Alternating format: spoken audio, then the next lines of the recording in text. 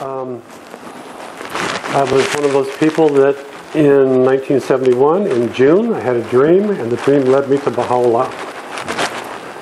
So I'm sure you know people like that, many stories like that, particularly in the third world, where people just seem to be more in tune. But the short version of the dream is, stop worrying about religion, prepare yourself, the answer's coming. I lived in the north side of Chicago, and I felt for some reason I should go to the Baha'i House of Worship. I had no interest in religion at the time. I was an atheist, but I thought I should just go there.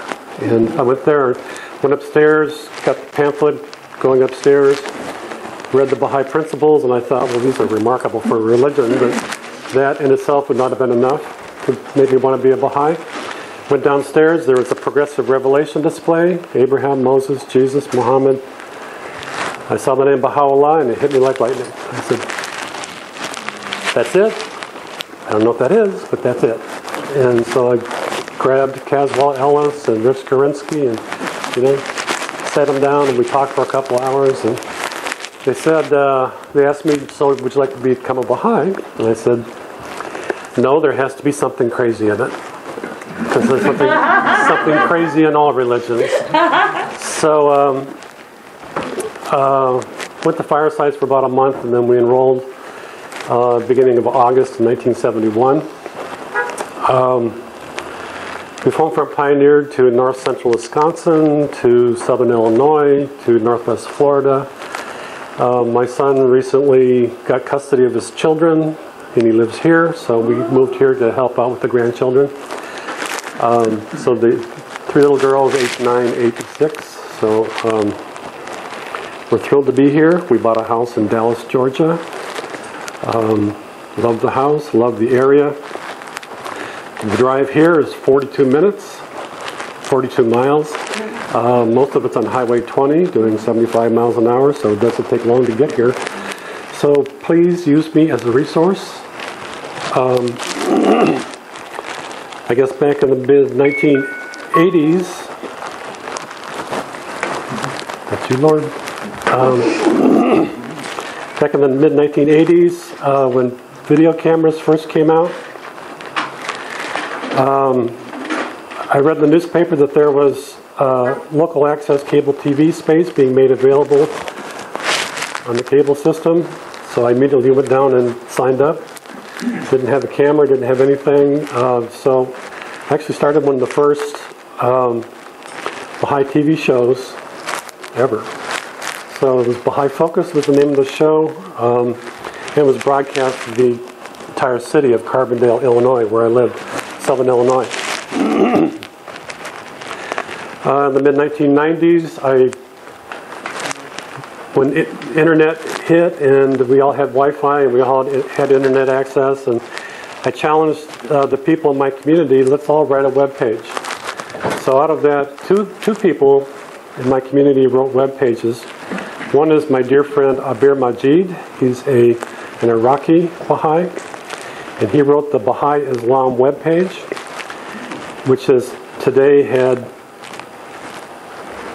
many, many, many millions of hits. It's published both in English and in Arabic. What's the name of it again? Baha'i Islam webpage. Baha'i Islam Baha'i, is it still there? Of course, yes. And I wrote the Baha'i Prophecy Fulfilled webpage. So, inspired by Bill Sears' book, Thief in the Night, I was fortunate enough to see Mr. Sears speak several times through the years. So it's a survey of messianic prophecies from all the world's great religions. If you just do a search for prophecy-fulfilled, it'll show up on Baha'i. So I've been researching the prophecies and the religions for 40 years. 40? Yeah, so let's see. Most recently, I lived in Northwest Florida, so in Fort Walton Beach, there's the University of West Florida, and I was able to teach 2 different comparative religion classes through a continuing ed program there. The classes ranged in size from 40 people to maybe 25 people. And the one class I taught, I would invite speakers from the local religions to come in. So various church ministers, the Sunni speaker, the Shia speaker, Orthodox rabbi, the liberal rabbi. So through that, I was able to become friends with most of the religious leaders in Fort Walton Beach. I also taught a second class. The initial title of the class was Messianic Prophecies of the World's Great Religions. And later it was just shortened to, I think it was just comparative religion. But and what I taught was progressive revelation to people that have never heard of progressive revelation before. So, to us it's old hat. So, most of my presentations are on an iPad. And by the way, the iPad is a tremendous tool for teaching, because all these presentations that I've developed here, probably 15 to 20 hours worth of material, can all be posted on a web page, and anybody in the world can download them and use them. It can be in iPad format or in like a Windows format through PowerPoint. So it's very easy to share these things, very easy to, you don't have to be an expert anymore. It's just, and it's so portable. You can go out and talk to people and say, well, look at this, and see a picture of it. Any kind of Rui class, it's all right here. So we were heard people talking this morning about deeds and works. That people have done things that attracted others, and it inspired them to be attracted to Baha'u'llah. We were told in the Baha'i writings that there are 3 steps that are necessary for spiritual change or spiritual transformation, and they are what? Knowledge, volition, and action. You have to know what you want to do, you have the will to do it, and then you got to actually do it. You said it was called volition? Volition. Okay. Will. So that's all directly from the Baha'i writings. And of course, the letters recently, this is the 100-year anniversary of the release of the tablets of the Divine Plan. So in the same vein as knowledge, volition, and action, the tablets of the Divine Plan are the knowledge. Abdu'l-Baha is telling us what to do. And this is for the spiritual transformation of the entire planet. This is the plan that will accomplish it. So that's why they're so important. The tablets of the Divine Plan are one of the, some people say 3, some people say 5 charters of the Baha'i faith. A charter is a document that establishes things. So the first charter of the Baha'i faith is the Tablet of Carmel. That establishes the world center. The second, it depends if you go by Rui or if you go by Ruhi Kanun. There's a little bit of difference. But the second is the Kitab-i Aqdas. The third is the will of Baha'u'llah. So the Book of Laws, the will of Baha'u'llah, preserve the unity of the faith. The third is the tablets of the Divine Plan. And the fourth is the will and testament, or the fifth is the will and testament of Abdu'l-Baha.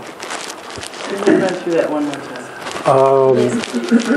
Tablet of Carmel, Aqdas, will and testament of Baha'u'llah, tablets of the Divine Plan, and the will and testament of Abdu'l-Baha. So the reason why, as I said, the tablets of the Divine Plan are so important is they give you the blueprint of what we're supposed to be doing. So what the House of Justice is doing now is implementing the teachings that Abdu'l-Baha gave us 100 years ago. There are 3 prerequisites in the tablets of the Divine Plan for success in teaching. And everybody knows what they are? Okay, the first is firmness in the covenant, which there's no problem with that here. the belief that there's a progression of leadership within the faith, and today the leadership is the Universal House of Justice. The second is love and unity among the friends. And the word that is used is intimacy. You're not just friends, you're family, you're intimates. You actually love each other and care about each other. And the third, once you have firmness in the covenant, love and unity among the friends, the third is arise, travel, and teach. Arise, travel, and teach. And the two phrases that Abdul Baha uses is produce irrefragable proofs. An irrefragable proof is a proof that cannot be fragmented, cannot be destroyed, cannot be defeated. And the phrase that goes along with that is proofs and prophecies. So we're supposed to have irrefragable proofs and proofs and prophecies. And when we do that, this is the key to success in teaching. And we're also told that teaching is essentially a spiritual process, that we can have facts and figures, but it's the connection with the people that counts, and it's the spirit of it. And there's so many times that the spirit is what attracts the people. Well, like me, I became a Baha'i. When I heard the name Baha'u'llah, I said, that's it. I didn't know any of the proofs, I didn't know any of the prophecies, and at that time I didn't even care. I just knew that was it, and I don't know what that is. But so, the name Baha'u'llah. So these are some of the presentations that I use in my class at the University of West Florida. And this is one that's kind of cute, and it illustrates the idea of progressive revelation, or of individual investigation of truth. Does everybody know who Theodore Geisel is? Dr. Seuss.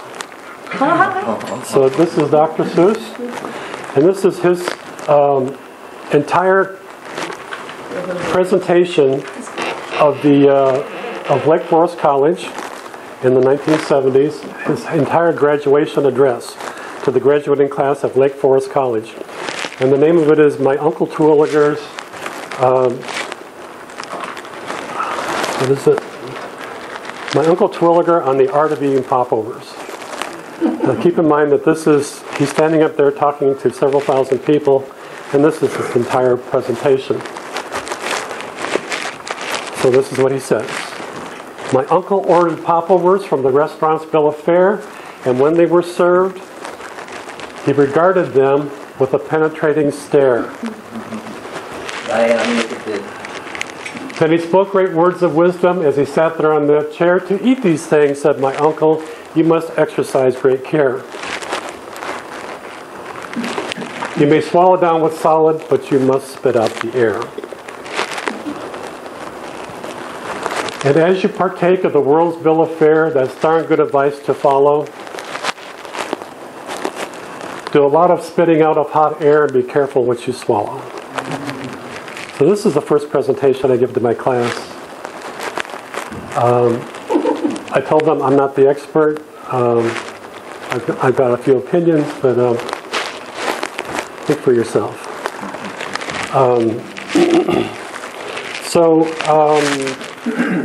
Through the years, I guess I'm not sure what it is you're really interested in. I can go in so many directions.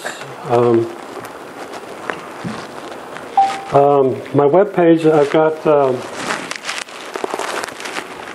commentaries on the book of Isaiah. The book of Isaiah is Baha'u'llah's life story. Oh yeah. Take me an hour to get through it, but basically what it talks about is the coming of a Redeemer from the East, coming to Israel. This is after Israel had been conquered by a succession of foreign empires. This is the book of Daniel and the appearance of the beasts and the foreign empires. Daniel identifies the beasts as Assyria, Babylon, Persia, Greece, and there's others after that. The Romans were certainly one of them. But then after this period of exile and of being conquered. And there's a timetable in the Bible, and the timetable repeatedly refers to the year 1260. The year 1260 is also referred to in the Islamic writings as the time when the Islamic Messiah will appear.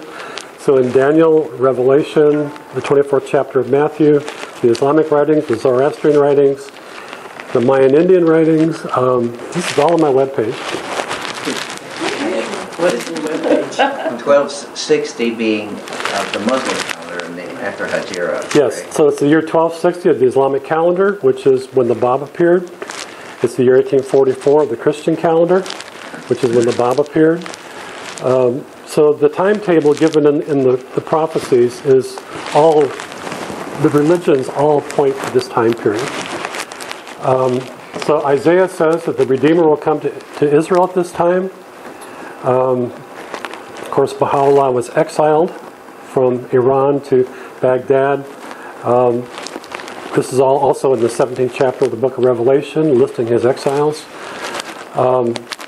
It says that the Redeemer will come to Akka, Mount Carmel, and the plain of Sharon. He will renew religion. He will redeem humanity. He will be in prison. He will suffer in prison, but he will live to see his children. He will come out of the prison, and he will pitch his tent on Mount Carmel. So, and then Baha'u'llah said, I am the one whom the tongue of Isaiah hath extolled. So I can do an entire hour on that, just showing you what Isaiah said and showing you how it fits. You can see there I've got presentations on all the world's religions. So I've got Hinduism, Buddhism, Zoroastrian, Native American. What is your webpage? Prophecy-fulfilled. I think Benson has a question. Well, the email that you sent out was going to focus on the teachings of Paul. Okay, you want to talk about Paul? Okay, yes. I think you don't have all. Paul is a Baha'is. Can I interrupt just a second? Sure. If there's enough interest in continuing, this doesn't have to be the sole presentation. He can come back and do his hour on it. Yes. And we could have several weeks of this. Yes. If enough people are interested. The good news is I live here now, so please use me. Yes, I live in please. Austell. You live Please, close to my there you go, yes. So please use me. Please use me. I've also got a lot of these presentations on YouTube. So the one on Isaiah is on YouTube. And I've got different presentations. There are different links. So for example, I taught a class on Isaiah at the Royal Falcon School in Pensacola, Florida, a year and a half ago. So that's the one edit I have there. May I ask you a question? I've never gotten your name. Joel Smith? Joel Smith. Yes. Okay. JOEL. Yes. And the website that these can be downloaded from is? Is it prophecy fulfilled? Yes. Is it the one I sent the link to? Yes. I sent out a link to some of you, and it's supposed to appear on my announce as well, but it hasn't yet. And you have this link there on that. Yeah, it's in my The one you sent. the one I sent you last night. Yes. Thank you. Uh-huh. So, as he said, though, you can type in his name and Baha'i and Prophecy Fulfilled, and it'll pop up. Or just Go to your Facebook page. email, Facebook, yeah, all that. So I can do, let me just do kind of a paraphrase of some of the presentations. You want to, I think some people wanted to, because we promised on Paul, can we do the paraphrase after you cover the, because Paul's fairly straightforward and doesn't take too long, right? Yes. Well, let me just show you briefly. It's, So each one of these presentations I can email to you, I can put them on a disc. physical bodies in the ground, spiritual bodies raised. Paul says. So this is slide 59 in this presentation of my presentation on resurrection. Okay. So As Greg said, that some people have a problem with Paul. Some Baha'is have a problem with Paul. There was actually a book that was written 30-some years ago. Udo Schaefer said that Paul was an enemy of Christ. And when that book was published, Jack McCants, who I'm not sure if he was still on the National Assembly at the time, wrote a letter to the House of Justice and said, is Paul an enemy of Christ? And the House Research Department wrote back and said, we can't find anything that says that in the Baha'i writings. So Paul, in my opinion, is actually a Bahai's best friend. You can use Paul's writings and you can prove that the Baha'i faith is the only major religion today whose teachings are still faithful with the original teachings of the Apostle Paul.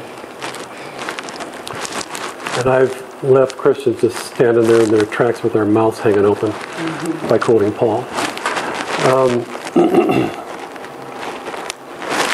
So Abdul Baha in Paradise calls the Apostle Paul Jesus' most faithful servant.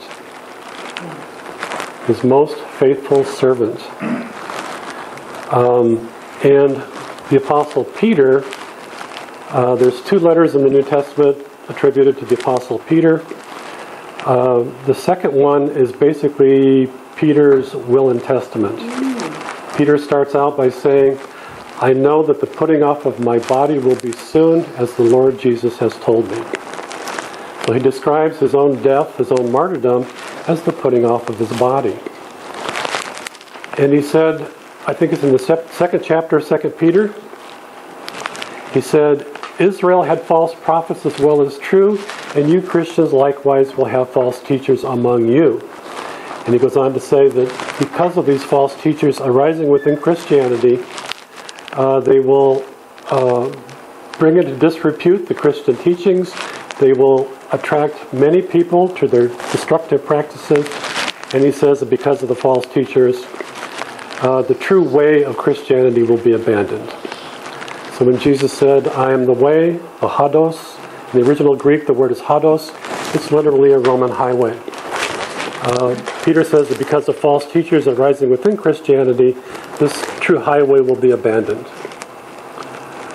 In the 24th chapter of Matthew, Jesus is talking to his disciples and his apostles, and they said, tell us, Lord, when will be the sign of your coming and of the end of the world? That's the King James Version. 2 key mistranslations there. The sign of your coming is from the original Greek word parousia. Parousia means presence, the return of the presence. And as Baha'is we know it is the presence, the voice of God, that returns from age to age in the prophets. King James also says the end of the world. In the original Greek the word is aeon. Cosmos' world, aeon is age or era or dispensation. So when is the return of the presence going to come? At the end of this dispensation is what they're asking him. The first thing he responds to them is beware of false prophets arising. And it says because of these false prophets, even the very elect of Christianity will become deceived. 24th chapter of Matthew, quoting Jesus. So right now, right there you know that you kind of got a problem. So the Apostle Paul, when Peter said that false prophets were going to arise within Christianity, he then continues by saying that there's going to have to be a fiery purification. And it's not a literal fire. It's a burning away of misconceived ideas. And then it continues by saying, if you have any hope of you surviving this process, turn to the writings of my trusted friend and brother, the Apostle Paul. This is what Peter says. So Peter was given primacy, according to the Baha'i writings. Jesus gave him the keys of the kingdom, and Jesus told Peter, whatever you endorse on earth, it's the same as if the endorsement came from heaven. The only person that Peter endorses is the Apostle Paul. The history of the story is that Peter and Paul were prisoners in Rome at the same time. They were both arrested. They were both sent to Rome. They knew each other. They associated with each other. They apparently had enough time to discuss these things. Peter had read Paul's writings. This is at the end of both of their lives. And in his will and testament is what it amounts to. In Peter's will and testament, he endorses the writings of the Apostle Paul. So right there, Baha'is, you're home free. Because Paul's writings are just about identical with Abdul Baha. Now, so this is, I've got an entire presentation on this. This is slide number 60 in the presentation. But I'll just give you a glimpse of what Paul taught about resurrection. The Apostle Paul said that resurrection was the most important Christian teaching. And it is the one topic that divides Baha'is and Christians most. But the Apostle Paul's teachings on resurrection are just about identical with Abdul Baha's. So that's what I'm going to show you next. So the Apostle Paul was asked where he got his inspired wisdom, and he said it was by revelation. Jesus made known to me the mystery that in other ages was not known. And he says, Paul said, hold fast to the traditions which you have learned from us by word or by letter. Hold aloof from any Christian brother who does not follow the tradition you receive from us. So what Paul is saying is, I've got the true message. In another place he says that you'll be judged by the standard of my teachings. So, so in 1 Thessalonica, Greece, the Apostle Paul lived in Asia Minor and in Greece. So in Thessalonica, Greece, it's at the top of where Asia meets, where Greece meets Asia, or Turkey. Thessalonica was a major trading port. It was a Roman garrison. It was a major city. The Apostle Paul said in the book of Acts says he spent 3 Sabbaths there. So depending on when he arrived during the week, he was in Thessalonica anywhere from 2 to 3 weeks. So he was forced to leave. He was persecuted no matter where he went. He was forced to leave. He went to Corinth in Greece, and he wrote back to Thessalonica. And he's trying to encourage these new Christians, this Christian community that he had brought into being. At the time that Paul lived in Thessalonica, the 3 weeks he was in Thessalonica, there were no Christians in that city. By the time he left, there was a community. And he writes back to them and he says, I know that some of you were formerly Jews, now you're Christians. Some of you formerly followed the Greek and Roman gods, now you're Christians. He says, I understand, and he calls them my beloved children. And he says, I know that you're being persecuted for your faith, but there is a reward coming for you. This is in 1 Thessalonians 4, and it's earlier in this presentation. But he says, I want you to understand what happens when you die, so that you're not like others who are without hope. And then he says, paraphrase it, the translation is kind of awkward. He says, when you die, Jesus himself is going to come back down from heaven, and he's going to take you back to heaven with him. So when Jesus talked about talking to Thomas, the Apostle Thomas, it says, there's a place of honor for you in God's house in heaven. And Thomas says, well, how do I get there? And Jesus says, well, I'll take you there. So this is what Paul is saying, that when you die, Christians die, Jesus himself is going to come get you and take you back to heaven. This is the rapture passage that a lot of Christians think he's talking literally, that Christians are literally going to fly away into the sky. 2 Thessalonians, there's 2 major themes. One is apostasy. The Christians were falling away from the true faith. And he talks about a false teacher who is going to rise and he's going to deceive people. So apparently the people in Thessalonica thought that he was speaking literally when he says you're not going to die. So apparently some people died and they said, okay, we've been had. What he told us was not true. So where did he say that? This is in 1 Thessalonians. Okay, so 1 Thessalonians is the very first book of the New Testament that was written. 2 Thessalonians is the second book that was written. The Apostle Paul's writings, there are 27 books in the New Testament. Paul wrote more than half of them. So Paul's writings predate the Gospels. Well, the Gospels were written after Paul was dead. They predate the gospel? Of course, yes. Wow, okay. Yeah, so Peter and Paul's writings, and Peter's writings, by the way, affirm what Paul teaches. And Peter and Paul were both executed by the Romans in Rome. before the Gospels were written. So this is the bedrock. This is the core foundation of Christianity. So 1st and 2nd Thessalonians are the very first two books of the New Testament that were written. And then 1st and 2nd Corinthians were the next two. So he started out in Thessalonica. He was forced to leave to go to Corinth, Greece. He wrote back to Thessalonica. At that time, he had to also leave Corinth, and he went to Ephesus and Turkey. So from Corinth, he wrote back to Thessalonica. From Ephesus, he wrote back to Corinth. So Paul was treated pretty badly. There were several times when he was beaten, and one time he was beaten and left for dead. So finally, the third book that he wrote, the third letter, he's finally thinking, well, maybe I should explain to him exactly what I mean when I talk about resurrection. So this is 1 Corinthians 15. This is the resurrection explanation that Paul gives to humanity. And the Jews actually didn't believe in an afterlife. Some Jews did, some Jews didn't. So the Pharisees believed in an afterlife, the Sadducees did not. So there's a story in the book of Acts where Paul is he's going to be interrogated by a group of Jews. And he realizes that I've got Pharisees and Sadducees sitting here. And he knows that some believe in afterlife, some don't. And he thought, I'm either going to get a horrible beating here or maybe even killed. How can I get out of that? And he says, he stood up and testified. He said, I testify that I'm being persecuted because I believe in the resurrection of the dead. Which immediately started with a great argument among the people there. And he kind of snuck out the back door. So this is, they're both two Jewish groups. One believed in resurrection, one did not. Resurrection, the word originally, it comes from the Greek anastasis. Anas means to rise up.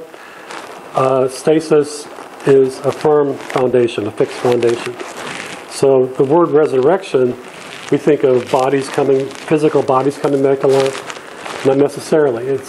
Paul explains that resurrection is a spiritual reality. It has nothing to do with flesh and blood or bodies, which is what Abdul Baha says. So this is the beginning. This is 1 Corinthians 15, very first verse.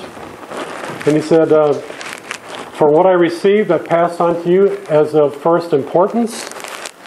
So the resurrection is the most important teaching. That Christ died for our sins according to the Scriptures, that He was buried, that He was raised on the third day according to the Scriptures, and that He, Jesus, first of all, he says that resurrection is a reality.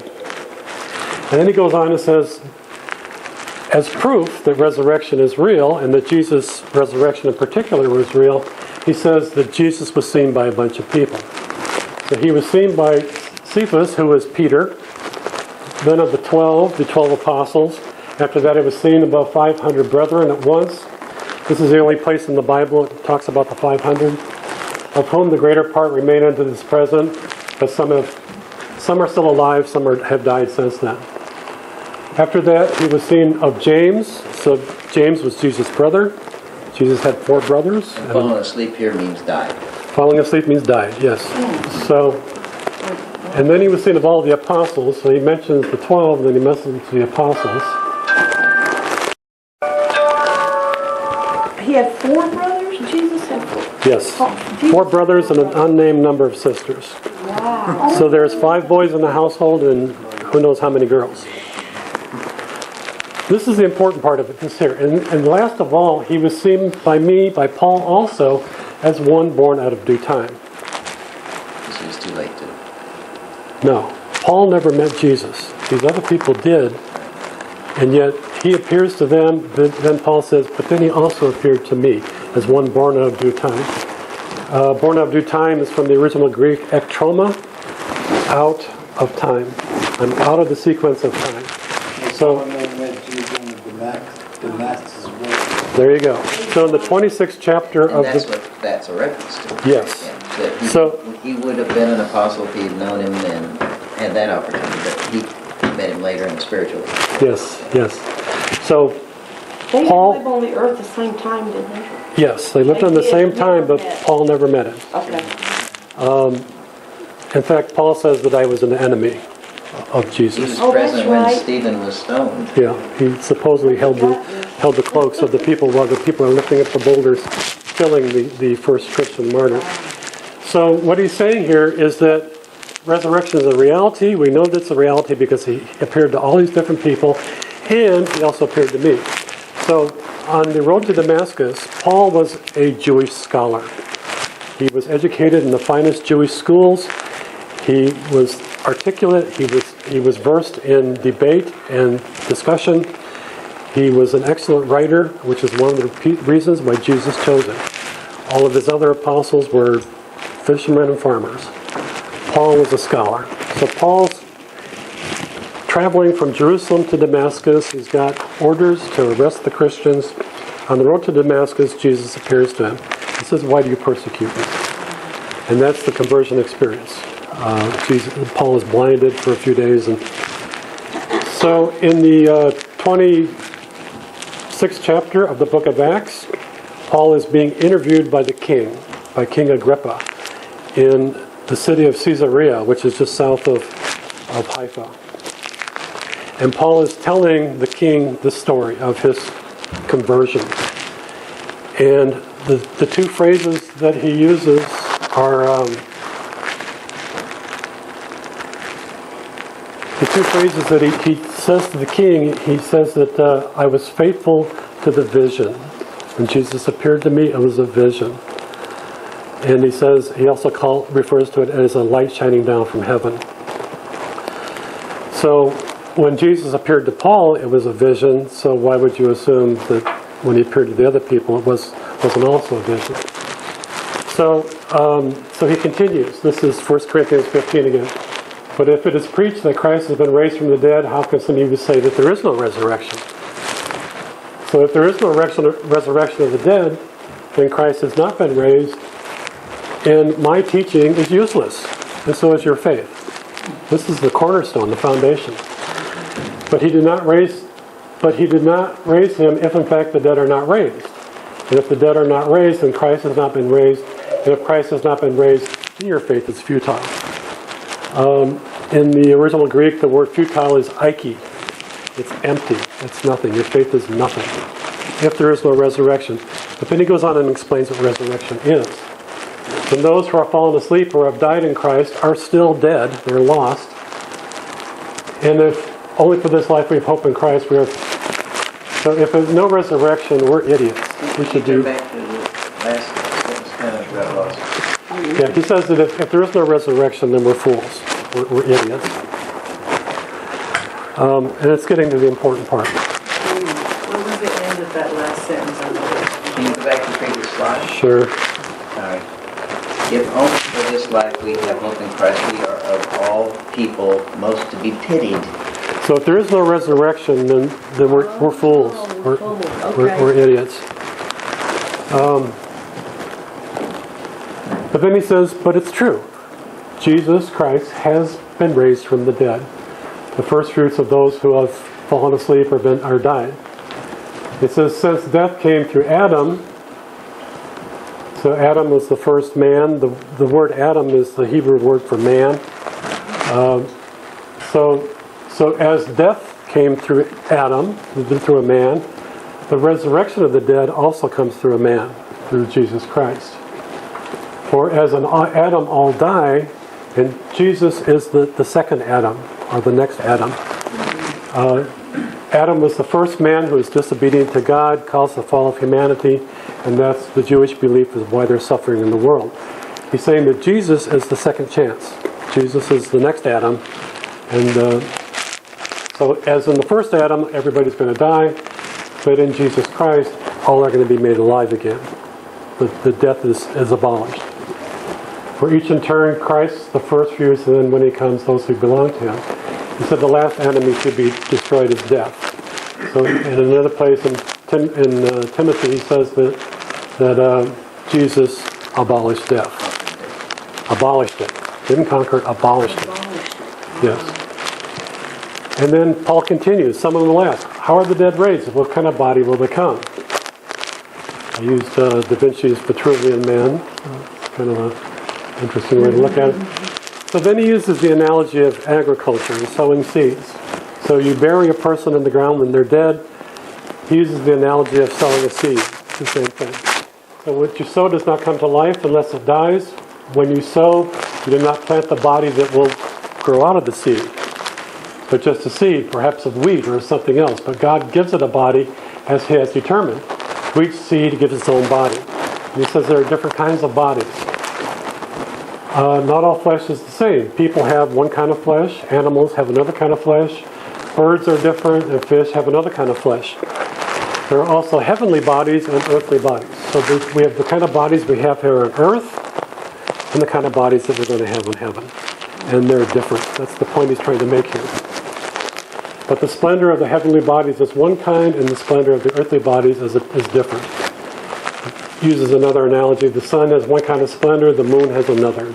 Talking about the differences. And the stars, another kind. And the prophet too, right? Yeah. We talked about sun, okay. Yeah, so it will be with the resurrection of the dead. As I said, the word resurrection comes from the original Greek anastasis. One translation of that is resurrection. You're going to see here next that the Apostle Paul's definition of it is afterlife. When your body dies, you go to be with the Lord in heaven. You leave your body behind. When Peter was going to be executed in 2 Peter, he says, Jesus has told me that the putting off of my body will be soon. So this is what he's getting for now. So will be with the resurrection of the dead. The body that is sown is perishable. Flesh and blood and bone is perishable. It is sown in dishonor. It's disgusting when it dies. But it is raised in glory. So we're going from something bad to something better. It is sown in weakness. It is raised in power. It is sown a natural body, a physical body. It is raised a spirit body. This is Paul's teachings on resurrection right there. One translation says it is sown corruptible and raised incorruptible. In the original Greek, the natural body is a suke, which is flesh and blood and bone. And he refers to flesh and blood and bone later on in this commentary. But it is raised a pneumatikos soma. Pneumatikos is, soma is body, pneumatikos is spirit or spiritual. It's a body that's made of spirit. That's what he's saying here. And he gets even more explicit in 2 Corinthians. And he says, he's trying to explain to you again that there are different kinds of bodies. There's a natural body, there's also a spiritual body. So if you believe that there's a body of flesh and blood and bone, believe also that there is a spirit body. So it is written, the first man, Adam, became a living being. The last Adam, Jesus, became a life-giving spirit. So this is Paul's only reference to the resurrection of Jesus. He became a life-giving spirit. So when they refer to false teachers arising within the church and corrupting the teachings, this is the true teachings. And you can see that they're identical to the Baha'i. The spiritual did not come first, but the natural, and after that the spiritual. The first man, Adam, was of the dust of the earth. The second man is of heaven. So the first Adam came from the dirt. The second Adam was Jesus, came from heaven. And he talks about the earthly man and the heavenly man. So notice not only what Paul says here, but what he doesn't say. He says that the resurrection is a spiritual reality. He did not say that the physical body came back to life. He never taught that. No empty tomb stories. These are all Greek corruptions. I can actually show you in the early church writings where the early Christians compared Jesus to the Roman gods. It says that in the fact that they were all suffered variously, they all were killed, they all were resurrected, and they all ascended into heaven. So this is in one of the early church fathers. He wrote to compare Jesus to the Greek and Roman gods. So you can begin to see the cultural corruption of what was coming in here. They even adopted the Saturnalia as the birthday for Jesus. Christmas, yes. Christmas. All of the Roman holidays were adopted. And this came from the Greek what? The Greek government? I mean the Greek... I can show it to you.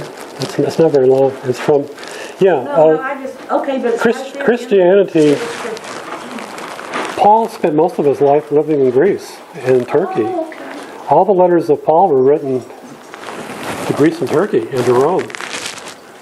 Peter The lived, people of Greece. he lived there. I mean, he wrote the letters to whom is what I'm He trying to wrote the letters to Thessalonica, which is a city in Greece. He wrote to Corinth, which is a city of Greece. He wrote to Ephesus, which is a city in Turkey. He wrote to Rome. He wrote to the Galatians, which is a province in Greese. Most of the New Testament writings are nothing to do with Jerusalem. So, Just like Baha'is wrote to all these different places, right? Or not? yeah, he wrote to the entire world. Okay. But Paul was writing to his congregation. These are the, A lot of the letters to Kings were Yep. proclamation. this was regional. He's just writing to his believers or the followers of his region.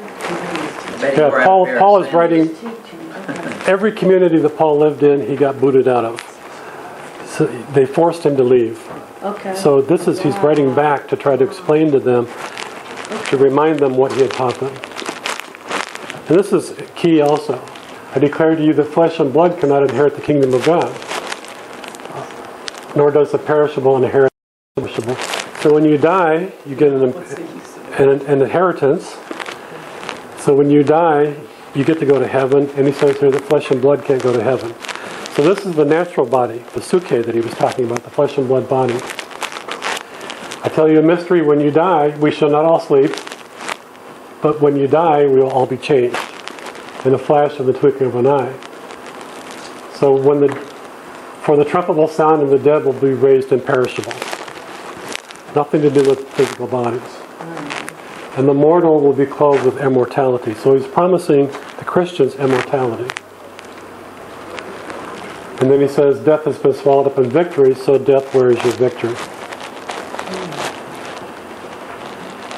And then he tells people to stand firm. At the beginning of the presentation, he... Why don't you turn it off? Yeah, I have to. I'm supposed to be out of the center by now. At the beginning of the presentation, he tells people, do you still hold fast the gospel as I preached it to you? If not, your Christianity is empty, it's vain. So here he's saying that stand firm, let nothing move you. So the Apostle Peter only mentions Jesus' resurrection one time in his writings. And Peter said that Christ was put to death in the flesh, but made alive in the spirit.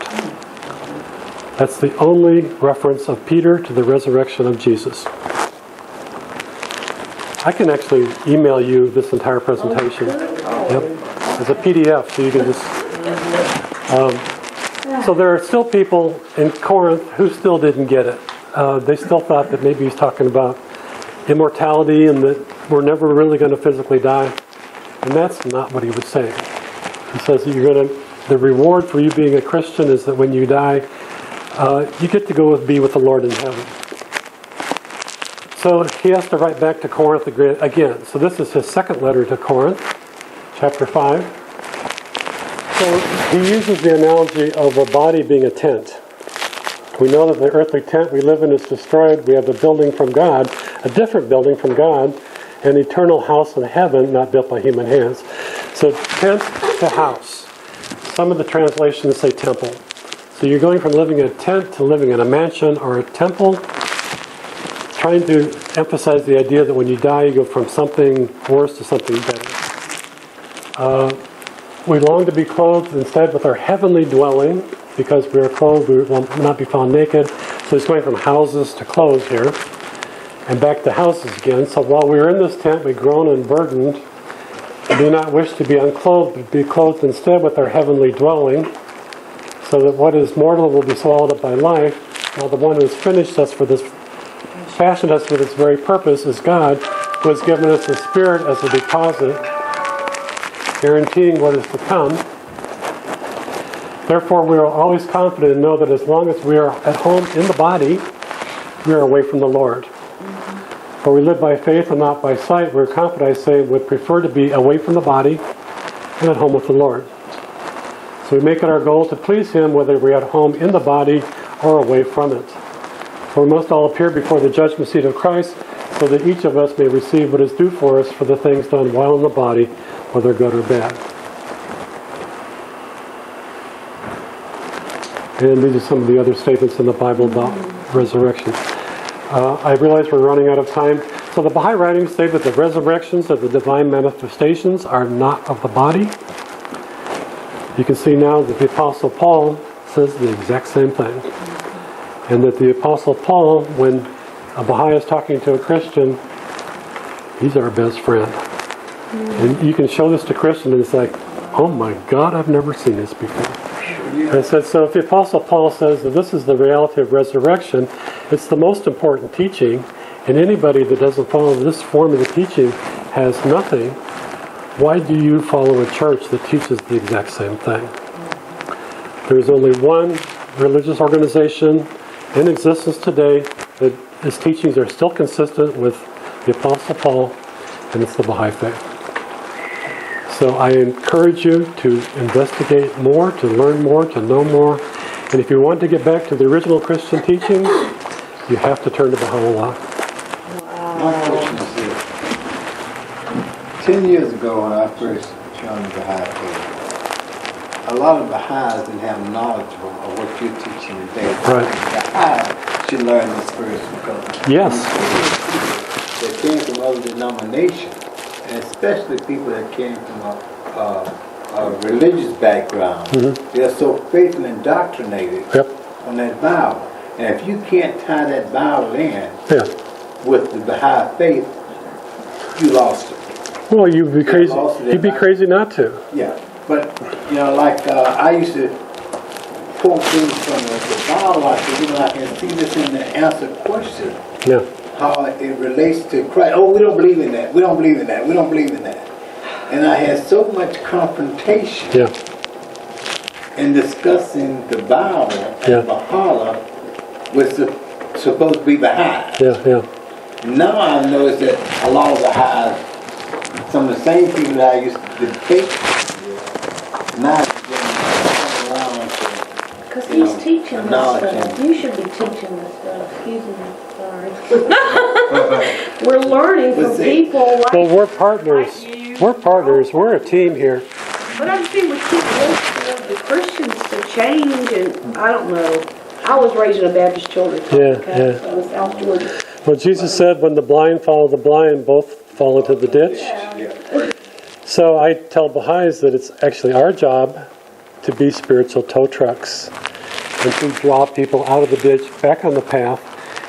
The path has been totally destroyed, and the only place the path exists today is in the writings of the Baha'i faith. So if you want to have the original teachings of the Bible, you got to come to Baha'u'llah. We're blessed to have this path. And there's the evidence is overwhelming that he is the fulfillment of the messianic prophecies of all the world's great religions, not just the Bible. And the Bible is totally consistent with Islam and with Zoroastrian, Hindu, Buddhist, even the Mayan Indians. Well, my theory when I used to discuss this with Baha'is was that regardless of what adjective you use to describe it, the message from all of God's messengers was the same. Yep, exactly. You may have used a different adverb. Yes. It really meant the same thing. Yes. But at that time, 10 years ago, you had to follow it strictly on the Baha'i faith. Yeah. And I knew a lot of people that were interested in the Baha'i faith. And after they talked with the Baha'is and then went back and talked with their family members and friends, they went back to whatever denomination they were. Because we as Baha'is went out with a flip chart saying, well, this is it, you got to do this again. Yeah. And that wasn't the order in which everybody could relate. Yep. But you had to follow this structure. Well, I thought it was entirely wrong. I have a reflection meeting called County. Okay. So where are you going? I'm going to the Sandy Plains, the Baha'i Center in Marietta, so maybe you'll be there. Okay. But it's reflections, talk, where we're going, where we've been. I was trying to find the frame that has my contact information. Well, then, Here it is, right here. Okay. So that's, if you want to get a hold of me, that's my phone number, my okay. webpage, my email address. Thank you very much. Very, very much. I live 42 miles away. I can be here in less than an hour. Right. So please use me. 8 o'clock. And this is just the tip of the iceberg. Do you know Offlock and Ted Stevens by any chance? Of course, yes. Okay. Well, I mentioned earlier that, You sounded like them, is the reason. well, Afaf Stevens, Offlock, yes. earlier today I mentioned the guy that wrote the Baha'is Islam webpage. Abir Majid is Afaf's nephew. Who is? Abir Majid Is a false nephew? is Afaf's nephew. So they're all from Iraq. Abir's father was the chairman of the National Spiritual Assembly of the Baha'is of Iraq.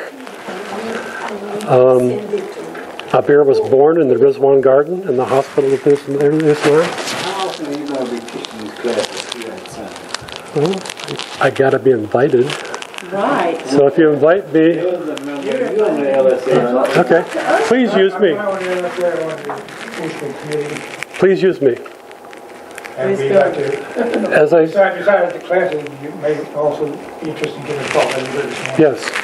Well, I gave this presentation in my comparative religion class to a room full of Christians,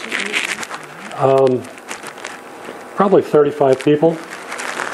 And when I was done, they actually stood up and applauded. And they said, this is the first time it's made any sense. And I couldn't even, in that context, tell them that I was a Baha'i, because I had to remain generic.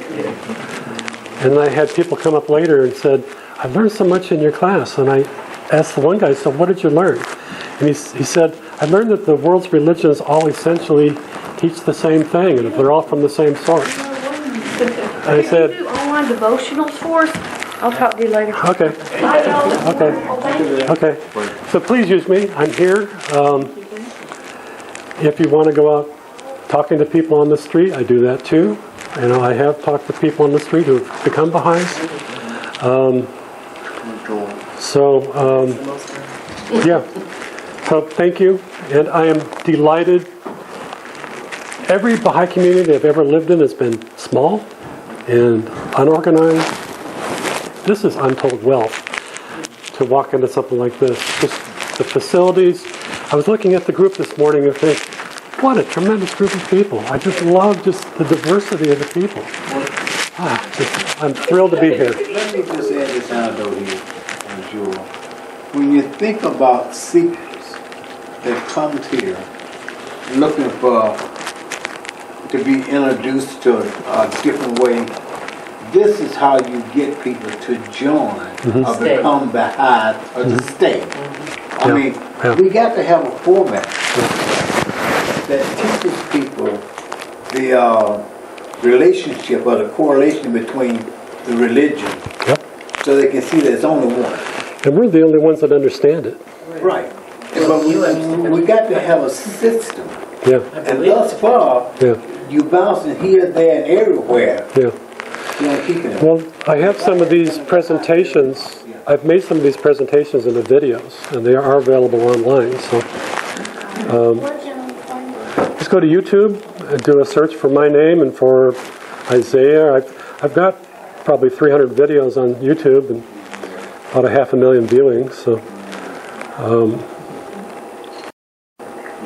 please use me. Greg, I'm going to nominate you as best in that next piece. I think that Greg should not be allowed to go to China. He's got to stay here. No, that's good too, though. I mean, as much as I hate to see him go, it's important too. Yeah. But can we give this away now? Oh, thank you.